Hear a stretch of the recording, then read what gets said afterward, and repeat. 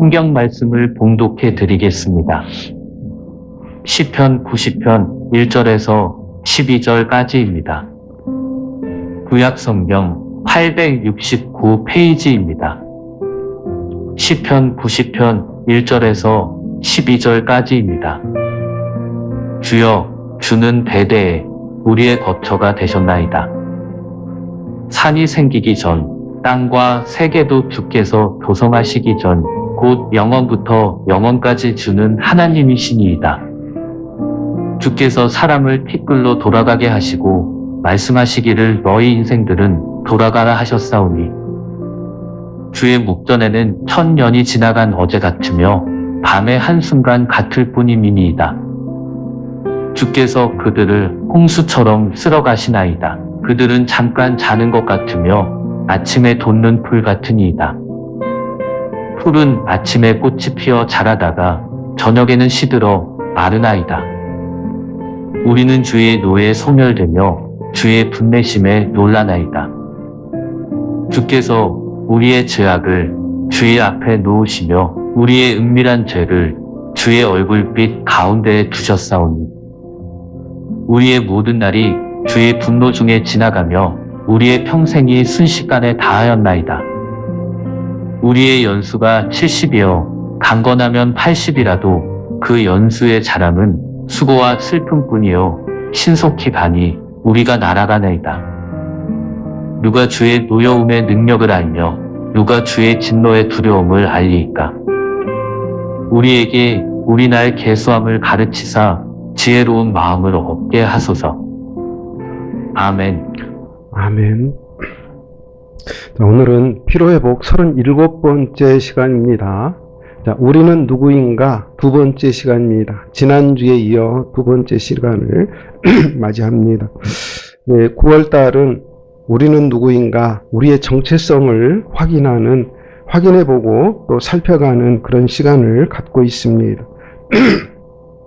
자, 여러분, 우리는 누구입니까?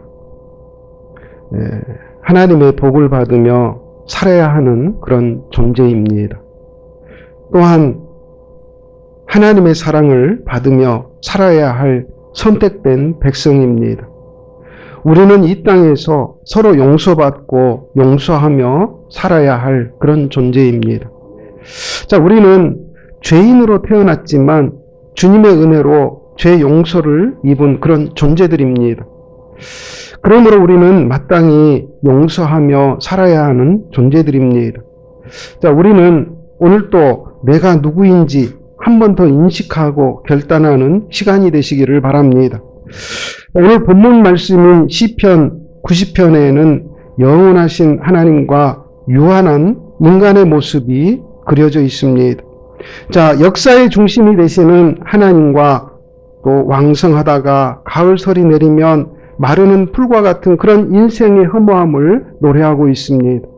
자, 그러면서 이 신앙인은 우리 날 계수함을 가르치소서 하며 기도하는 모습이 나타납니다. 사람에게는 세 가지 검은 그림자가 항상 따라다닌다고 합니다.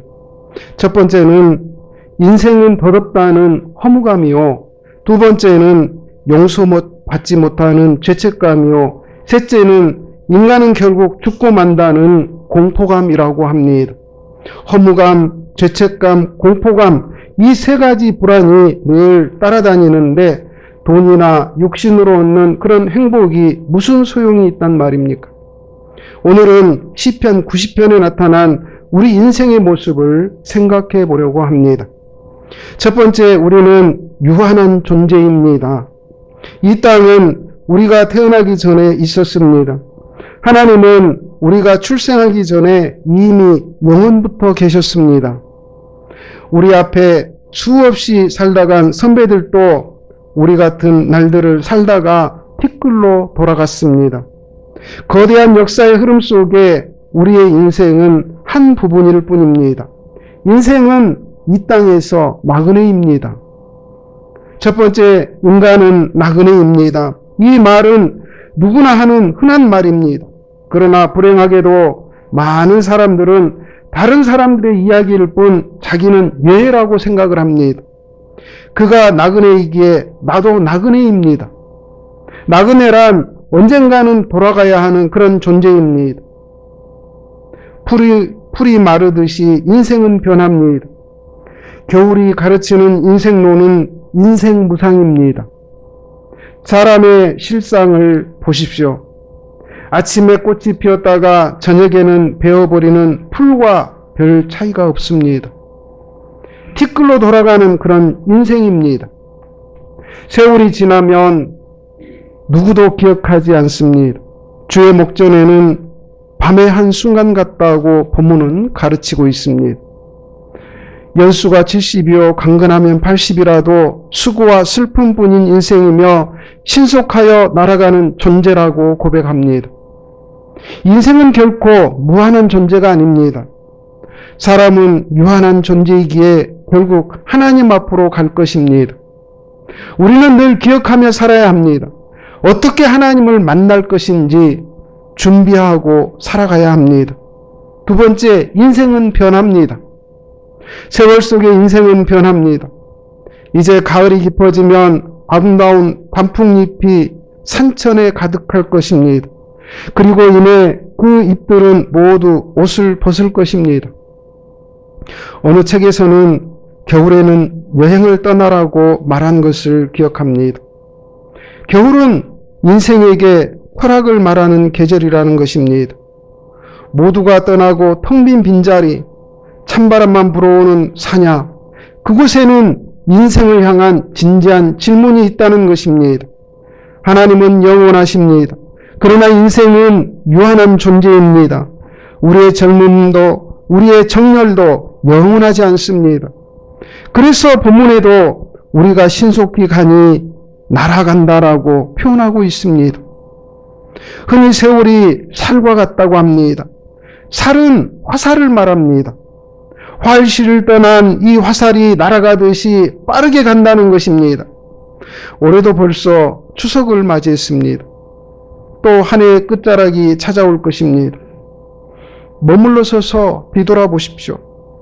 하나님은 영원하시지만 인생은 짧습니다. 도대체 무엇을 하며 이 짧은 시간들을 의미 있게 보낼 것인지를 우리 한번 생각해 봅시다. 나그네란 언젠가는 이곳을 떠날 사람들이라는 것입니다. 역시 우리들도 떠날 것입니다. 다른 곳으로 우리는 떠날 것입니다. 혼자서 말입니다. 세 번째, 우리는 기다리시는 분이 계십니다. 나사로는 천사들의 영접을 받습니다. 저는 바랍니다. 나사로처럼 영접을 받기를 바랍니다. 주님은 약속하셨습니다. 너희는 근심하지 말라. 하나님을 믿으니 또 나를 믿으라고. 우리는 그분을 만날 것입니다. 살아가면서 우리는 너무 기가 막혀서 울 때도 있습니다. 그러나 우리는 우리를 기다리시는 그분을 마침내 만날 것입니다. 우리는 주님의 보혈의 공로로 구속함을 입은 그 나라 백성입니다. 왔다가 어디로 가는지 모르는 무의미한 나그네가 아닙니다. 분명히 우리는 나를 영접하시는 그분을 만날 것입니다. 두 번째, 우리는 미약한 존재입니다. 본문에는 우리의 연수가 70이요 강건하면 80이라도 수고와 슬픔뿐인 것이 인생이라고 고백합니다. 요즘에는 하도 사람들이 100세 시대, 100세 세대 그렇게 이야기하고 있어요. 그래서 이 부분 본문을 이렇게 바꾸고 싶어요. 우리의 연수는 90이고 강건하면 100세라고. 자, 주께서 사람을 티끌로 돌아가게 하시고 말씀하시기를 너희 인생들은 돌아가라고 하셨다는 것입니다. 주께서 그들을 홍수처럼 쓸어가시나이다. 그들은 잠깐 자는 것 같으며 아침에 돋는 풀 같다라고 또한 5절에 말씀하고 있습니다. 여러분, 홍수가 쓸고 간 자리는 흔적도 없습니다. 너무나 비참합니다. 홍수 피해의 실상은 하나같이 자연을 거스린 인간의 문제였습니다. 현재 다리를 새로 만든다, 혹은 산을 자르고 길을 만든다, 혹은 새로 강둑을 쌓는다, 여러 가지로 사람이 손을 댄 곳에는 여지없이 문제가 발생합니다. 인간 문명의 발전도 1000mm에 가까운 이 비 앞에서는 속수무책이에요. 아무것도 할 수가 없습니다. 인간은 어느 자리에서도 교만해서는 안 된다는 존재입니다. 인간은 어느 자리에서나 항상 겸비한 삶을 살아야 하는 존재들입니다. 성경은 처음부터 가르칩니다. 인간은 흙으로 창조된 존재라는 것을 가르치고 있습니다. 이 말은 원래의 재료는 무가치한 것이라는 것입니다. 우리 인간의 재료인 이 흙은 대단한 비싼 게 아니에요. 요즘 흙의 가치 이 황토는 얼마나 대단합니까? 요즘에는 이 황토방이 인기라고 그래요. 그리고 바닷물이 오염되면 이 황토는 아주 좋은 방염제입니다. 그래서 황토를 뿌려줍니다. 그리고 강에도 녹조, 적조가 들면은 이 황토물을 뿌려주면 바로 여기 잡히는 것을 우리가 봅니다. 물을 정화시키는 것, 이 황토는 아주 대단히 뛰어난 능력을 가지고 있어요. 또 고령토는 얼마나 중요합니까? 이천이나 여주가 이 쌀이 좋고 또 도자기가 또 좋은 이유는 토양 때문에 그렇습니다. 네. 이 이천 여주는 민간요를 많이 생산을 했어요. 옛날에 조선시대에. 그래서 민간요라면 이러한 서민들이 쓰는 그러한 그릇들 이런 것을 많이 했고요. 이제 광주 지역은 이 도요라 그래서요. 이 궁에서 사용하는 그런 관요를 많이 생산을 했습니다. 그래서 광주하고 이 여주하고는 약간 좀 달라요. 도자기 이 기법이라든지 도자기 생산하는 방법이. 근데 요즘에 이 여주 이천에서 도자기 축제를 하잖아요. 광주까지 이렇게 3개 시도에서 이렇게 도자기 축제 하는데 저도 한번 가봤어요. 그래서 그 도자기 축제 할 때 여주 이천은 그 큰 가마솥에다 쌀밥을 해서 이렇게 주더라고요. 엄청나게 큰 가마솥입니다. 사람 몇 명 들어가는 그런 큰 가마솥이에요. 그래서 공원에서 그 쌀밥을 해가지고 그렇게 나누죠. 저도 맛을 봤습니다. 네. 맛있냐고요? 더 이상 묻지 마세요. 네. 밥은 사랑하는 사람과 같이 먹어야 맛있어요. 네. 그것이 반찬입니다. 혼자 쓸쓸히 먹는데 무슨 맛이 있겠어요?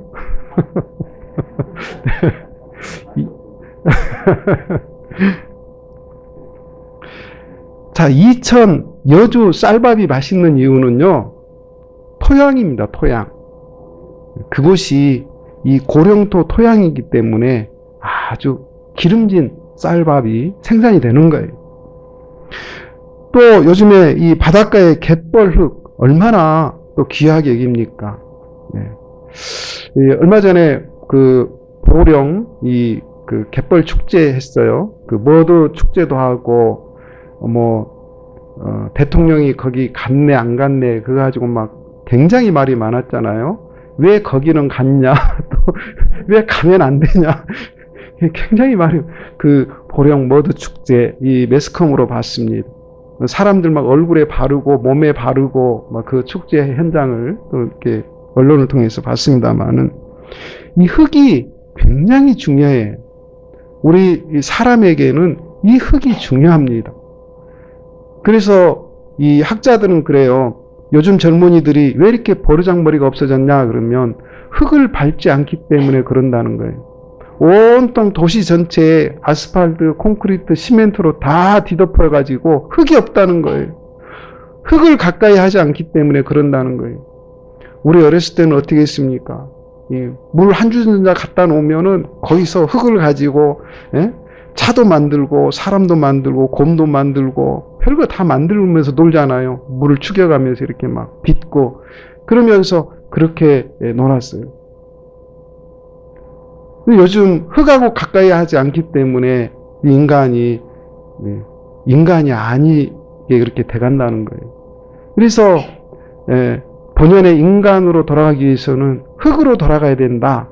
그래서 흙을 가까이 해야 된다라고 다들 이야기를 합니다.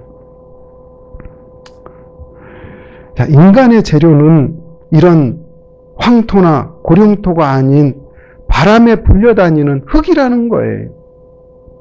정확히 말하면 원어에는 먼지로 나와 있습니다. 먼지. 결코 다이아몬드 가루가 아니라는 거예요.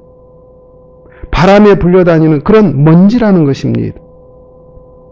흙으로 창조된 존재라는 말은 불완전하다는 것을 의미합니다. 자, 흙이란 불완전한 존재입니다. 자, 우리의 육체는 얼마나 불완전합니까? 추위에도 더위에도 물에도 불에도 너무 약합니다. 아직까지도 지금 떠나지 않는 그 폭염, 무더위, 열대야로 덥다고 지금 야단 법석입니다. 아, 이제 그 녀석 좀 그만 보내줬으면 좋겠는데 왜 이렇게 안 가는 거야? 다들 지금 덥다고 난리예요. 우리도 어제 저녁에 선풍기를 끄니까 바로 덥더라고요. 그래서 등줄기에 땀이 몽글몽글 이렇게 나오고, 그래서 다시 선풍기를 틀고 그렇게 잤습니다. 요즘 날씨가 왜 그런지 모르겠어요. 네. 보통 말복 지나고 처서 지나면 시원해지거든요. 그런데 너무 가기 싫은가 봐요.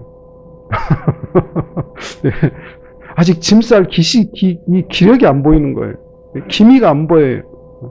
빨리 짐 싸서 얼른 가야 되는데. 그런데 머잖아. 또 쌀쌀한 기운이 또 찾아옵니다. 여지없어요. 하나님의 이 운행하심은 빗나감이 없습니다. 머잖아. 바로 쌀쌀해집니다. 그러면 또 우리가 언제 그랬냐는 듯이 또 긴팔로 꺼내 입고 또 파카 꺼내 입으면서 또 왜 이렇게 추워 왜 이렇게 추워 또 그럴 거예요. 예. 그게 우리 인간이에요. 세월에도 약한 것이 흙입니다마는 더 나아가 사단의 미혹에도 우리가 얼마나 약합니까? 그래서 성경은 항상 깨어 있으라고 가르칩니다. 절대 교만하지 말라고 또 가르칩니다. 성경이 처음부터 가르치는 인생론은 인생은 절망적인 죄인이라는 이 사실입니다. 그러나 성경의 중심은 우리는 하나님의 은혜로 구속함을 받은 귀한 존재라는 이 사실입니다. 예수님이 나를 위하여 죽었습니다. 누가 무엇이라고 말해도 우리는 십자가의 보혈로 구속함을 입은 그 나라 백성입니다. 우리는 미약하지만 성령의 역사는 강합니다. 우리는 초라하지만 나의 공로가 되어주신 주님의 은혜는 존귀하십니다. 여러분, 우리는 누구입니까? 미약한 존재입니다. 나약한 존재입니다. 보잘것없는 하찮은 존재입니다. 죄로 인해서 죽을 수밖에 없는 그런 존재들이었습니다. 그러기에 우리는 완전하신 주님을 의지하며 살아야 된다는 것입니다. 여호와의 은혜를 구하며 살아야 된다는 것입니다. 여호와의 복을 구하며 살아야 된다는 것입니다. 그렇게 살아가는 여러분 되시기를 축원드립니다. 여러분, 미국의 리버사이드 교회라는 이제 강변 교회가 있어요. 강변 교회, 리버사이드 교회. 이 교회는 매일같이 방문객으로 북적입니다. 장사진입니다. 자, 이 교회에는 종이 68개나 달린 종각이 있습니다. 교회에서 한번 종을 치면은 정말 멋지고 아름다운 그런 음악이 흘러나옵니다. 그리고 저 멀리까지 울려 퍼집니다. 정말 아름다운 음악입니다. 그 음악에 심취되어 모두가 발길을 멈춥니다. 이 교회는 120년 전에 세워졌습니다. 9살부터 남의 가게에서 점원으로 일해야 했던 가난한 소년의 정성어린 헌금으로 지어졌습니다. 소년은 정직과 절제를 최고의 자산으로 삼고 개미처럼 열심히 일했습니다. 교회를 건축할 때 선뜻 4억 달러 여러분 감이 잘 안 오시죠? 하나로 환산해 보면은 5,328억 맞습니까? 김명 원사님? 예, 지금 환율을 어떻게 되는지 잘 모르겠는데 제가 한 일주일 전에 환율 검색을 해보니 이 4억 달러는 우리 환율로 계산했더니 5,328억 원이더라고요. 지금 어떻게 변했는지는 모르겠어요. 뭐 많이 변해야 얼마 변했겠어요. 그럼 뒷자리 떼고 5,300억 합시다. 5,300 들여가지고 저 교회를 세웠습니다.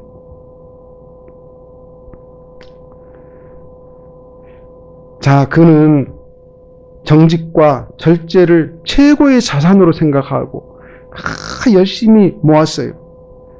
그리고 4억 달러를 헌금을 했습니다. 그는 평생 동안 감사와 은혜에 젖어 살다가 눈을 감았습니다.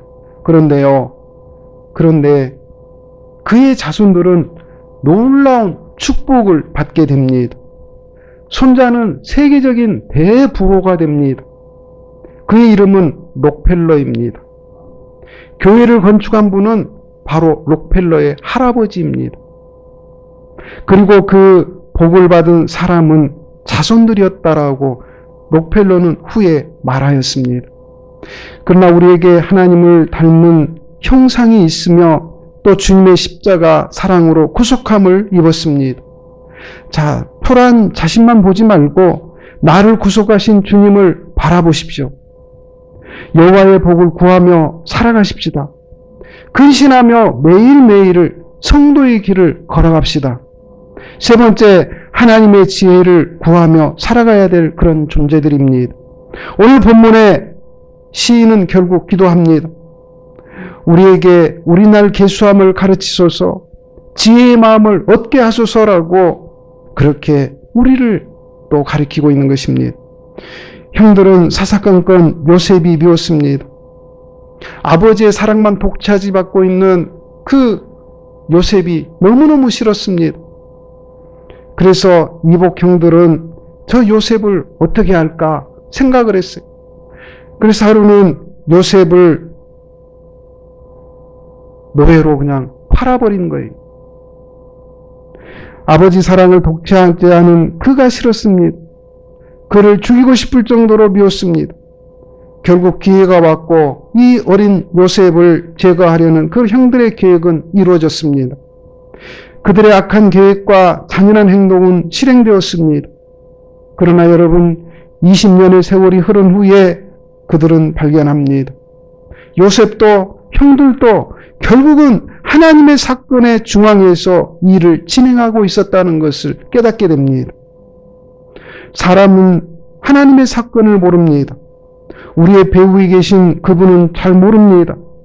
현재 우리의 실패가 우리나라의 하나님의 나라에 어떤 쓰임이 되는지, 현재 엉망이 된 일들이 어떻게 하나님의 뜻을 이뤄내는지 우리는 모릅니다. 세월이 흐르는 후에 뒤돌아보십시오. 나중에 오히려 그것이 잘된 것임을 발견하게 됩니다. 단지 우리는 진행되는 하나님의 사건에 우리 자신이 어떤 도구로 쓰임을 받을 것인가, 그것이 문제라는 것입니다. 우리는 하나님에게 어떤 도구로 쓰임을 받을 것인가, 이것이 문제라는 거예요.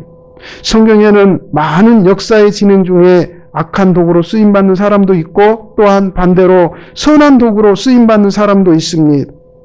우리는 항상 지엽적입니다. 우리는 나타나는 작은 부분만 보고 합니다. 하나님만이 영원하시기에 영원하신 섭리 속에서 그런 역사는 진행되고 있습니다. 하나님의 섭리 가운데 영원히 역사는 진행되어져 가고 있는 것입니다.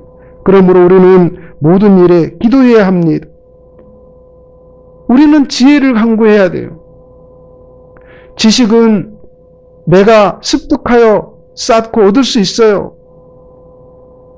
내 머릿속에 지식은 저장할 수 있어요. 나의 경험과 또 책과 매스컴과 또 여러 교훈들을 통해서 지식은 얼마든지 나의 머릿속에 쌓아갈 수 있어요. 그러나 지혜는 내 마음대로 되는 게 아닙니다. 지혜는 하나님께서 주셔야만 가능해요. 그것이 하나님의 은혜이고 선물인 것입니다. 지혜는 내가 갖고 싶다고 해서 갖는 게 아니에요. 하나님께서 허락해 주셔야만 갖는 것입니다. 그래서 우리는 늘 솔로몬처럼 지혜를 달라고 간구해야 돼요. 작은 일을 막닥뜨리면서 이 일을 내 지식으로 하려고 하지 마시고 하나님의 지혜를 구하면서 하나님의 지혜로 해결하려고 노력해야 됩니다. 그래야 우리가 하나님께서 공급하신 그 지혜로 또 하나님께서 나를 도구 삼아서 그 일을 해주신다 그 말입니다. 내 생각대로 내 마음대로 그 일을 하려고 하지 마십시오. 하나님께 지혜를 구하고 아주 작은 일도 지혜를 구하시기 바랍니다. 그러면 하나님께서 그 일을 이루시면서 나를 도구로 삼아주신다 그 말입니다. 영원하신 하나님은 영원하신 계획이 있어서 우리를 부르셨습니다. 하나님의 계획으로 하나님의 계획하심으로 우리를 지명하여 부르셨어요. 사람이 자신을 바로 아는 것이 얼마나 중요합니까?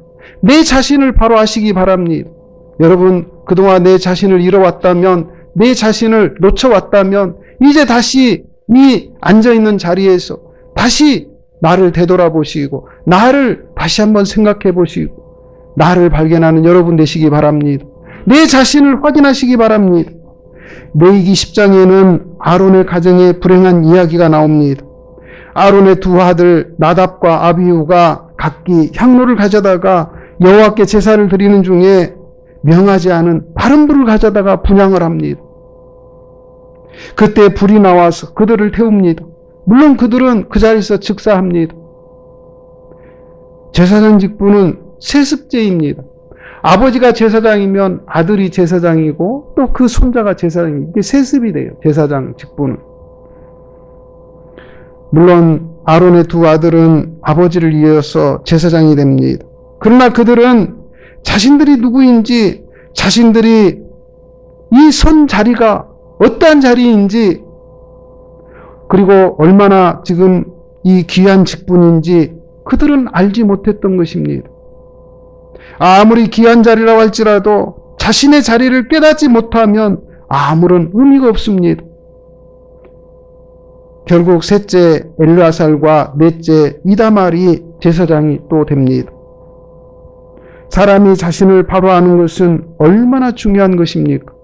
여러분, 내가 서 있는 자리, 내 위치, 그리고 나를 바로 안다는 것은 너무나도 중요한 문제입니다.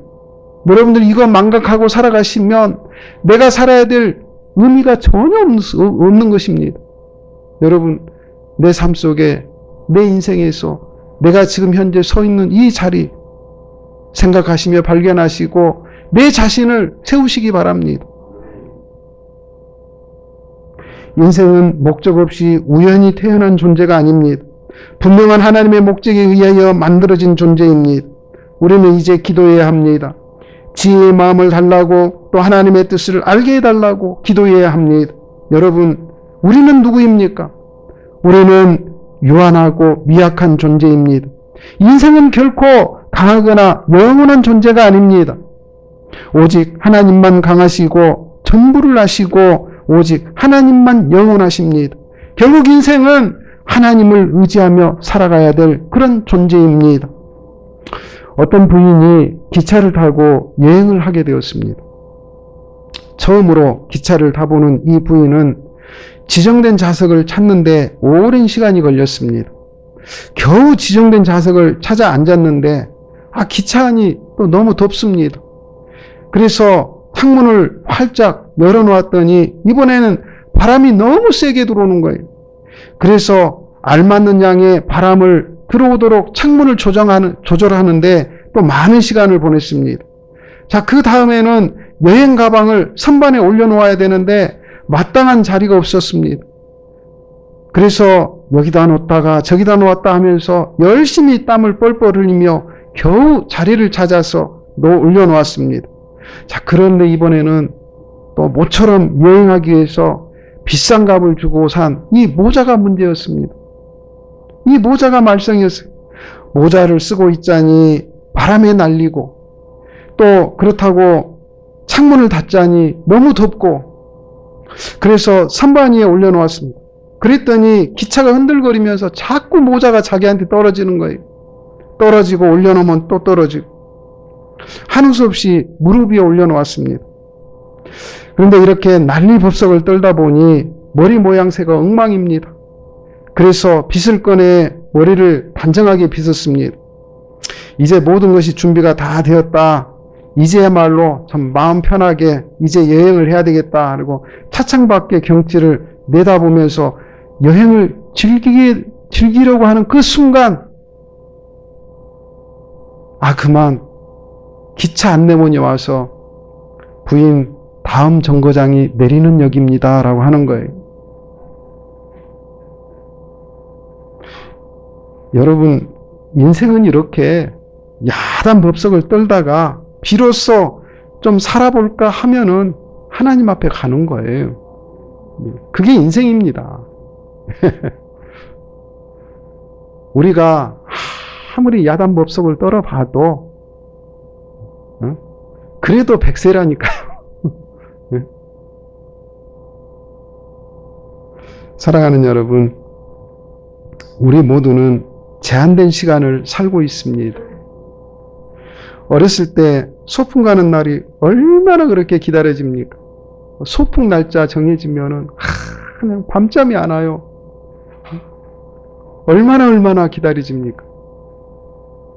그런데 왜 그렇게 시간이 안 가는지 너무너무 답답합니다. 그런데 어느 순간 돌아보면은 그 소풍 날도 휙 지나가 버리는 거예요. 여러분, 우리가 이 명절 기다려고 고대하고 기다렸지만 공중에 전투기 지나가듯이 휙 지나가 버립니다. 그런 게 우리 인생이에요.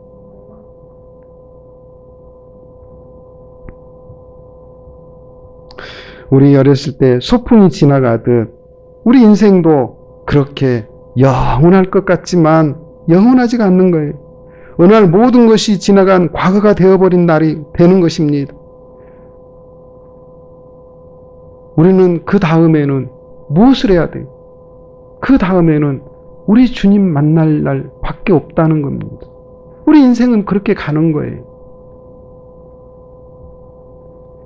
필요 없는 일에 시간을 허비하지 맙시다. 중요하지도 않은 일에 시간을 빼앗기지 맙시다.